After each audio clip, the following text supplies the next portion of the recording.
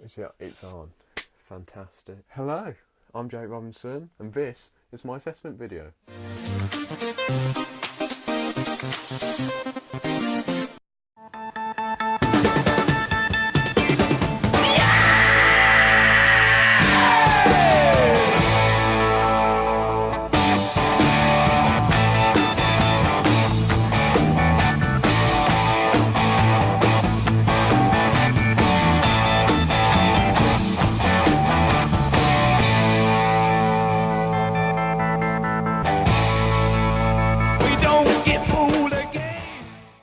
Now, over the last 4 months, we've done quite a bit of work. I've been able to handle it, manage it quite well, and enjoyed it a lot. Enjoyed it more than I thought I would. The first product we got told to do was to go out there and film Derby Fest. The first to show what I'm able to do and just test the newest skills which we've learned out on the field in a big public space. Now, with Derby Fest, the biggest thing was camera work, and that's the first aspect I'm going to talk to you about now.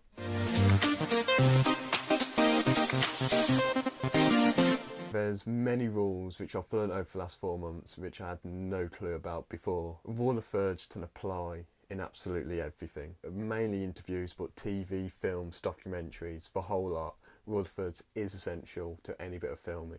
And in Derby Fest, you can see I've tried to use rule of thirds, like with that creature thing in the dance routine. I thought I won't put him right in the centre, I'll put him a bit to the left so you're able to see what's happening next to him and try and apply rule of thirds to that. The same in the dancing men for free. I didn't always want them right in the centre. Sometimes I would think, can I get a bit of rule of thirds in? And hopefully I did manage to do that, which you'll be able to see in the video. That wasn't the only project we used rule of thirds in. In the All About Me interview, that was all rule of thirds. As you can see in my video, I'm not looking straight into the camera, I'm looking off camera and the camera's eye level. That is essential, that's a must do whilst filming in rule of thirds, because if it was anywhere else, if the camera was a low angle, it would look like I have much more authority than I do to the audience, and the audience think, nah, I'm not having this, I don't like this angle. And if you have it at a high angle, it would just mess with them psychologically. Something's not right here, and not really figure out what it is, and that would just mess with them and think, I don't want to keep watching this, there's something wrong, and turn over to watch something else, which is what you don't want to have. To me, that was probably my best edit, because it all just fitted together so nicely, where with other videos it was like, I need to do this, try and get some, and just think, where my All About Me video, that was filmed perfectly, and when it came to editing it, it just all fitted in nicely. For the additional footage which I used to cut in and out of my interview, and the sound bed underneath it, that fitted in quite well. No, I used to be fascinated by space, love space, everything about it, books and everything, and I really want to be an astronaut. So that was probably the first job I ever wanted.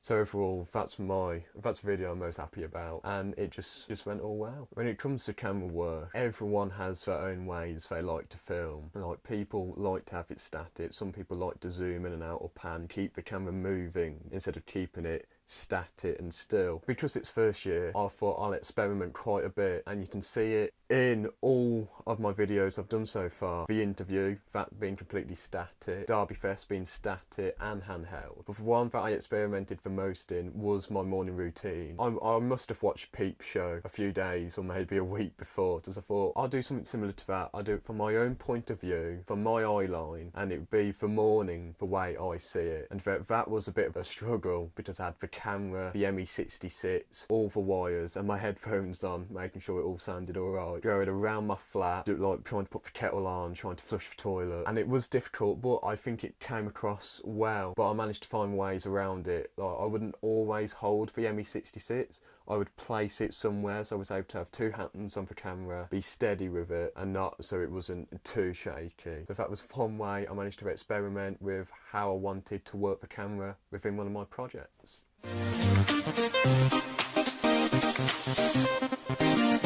Editing has by far been my favourite part of TV production so far, mainly because I've been used to Premiere Pro for the last 2 years at A level. There's been so many new ways to edit since I've came to uni. The Razor tool has saved me so much time.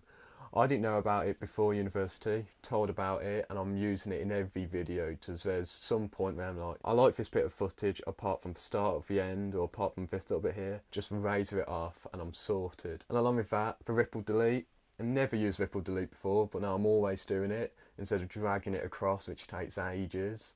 My favourite editing by far has been for TriCaster, just it's something I've never done before and it's something I really want to do in the future because I want to be on the TriCaster during football games, rugby games, any big sporting event. I want to get used to it as much as I can. Filming the demo and doing my group's TV show on the TriCaster, really enjoyed it and just getting used to it, being right, preview, okay, camera 1, can you do this for me? Yeah, alright, on you camera 1, camera 2, come back, and just being able to be in control. In both the demo and for TV, I did get the camera to move, but not a lot. I'm hoping there'll be an opportunity where all the cameras are messed up, apart from one, and we'll go, and I'm able to say, camera 2, I need you there, I need you to pull focus a bit tighter, stuff like that. So I'm able to get used to the pressure of filming live and getting cameras to be perfect, to be able to broadcast that shot and then going on to another shot. One of the reasons why editing is my favourite is because the magic you can perform. For example, I can change my clothes just by a click of my fingers. Real life magic, all by editing. I go back to what I was wearing originally. Perfect.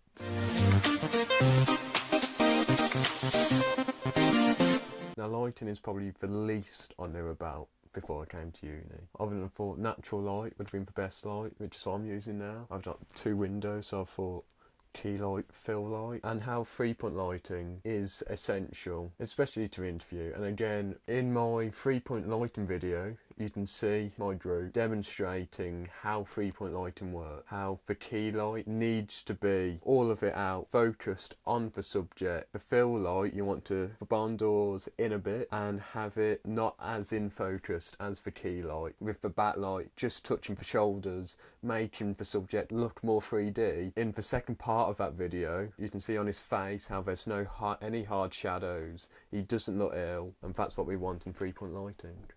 And lastly, but definitely not least,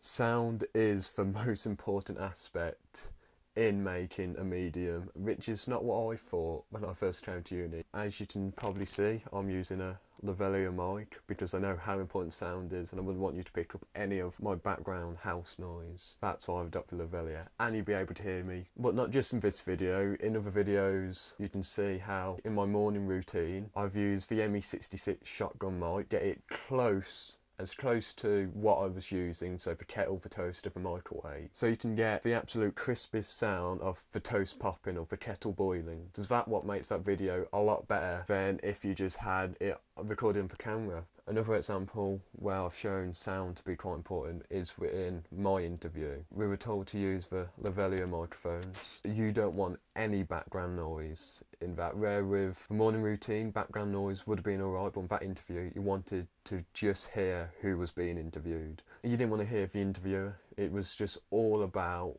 who was the main subject. The thing that did surprise me is sound over visuals. You can have a dodgy picture, but as long as the sound's okay, people will still watch it. I come to think, I think of other stuff I've watched, especially on YouTube, if the sound's okay, I put up with the picture most of the time. And now that I know it is, I know that I will think about sound more than what I would have before coming to uni. I've been Jake Robinson. This has been my assessment video. Thanks for listening. See you later.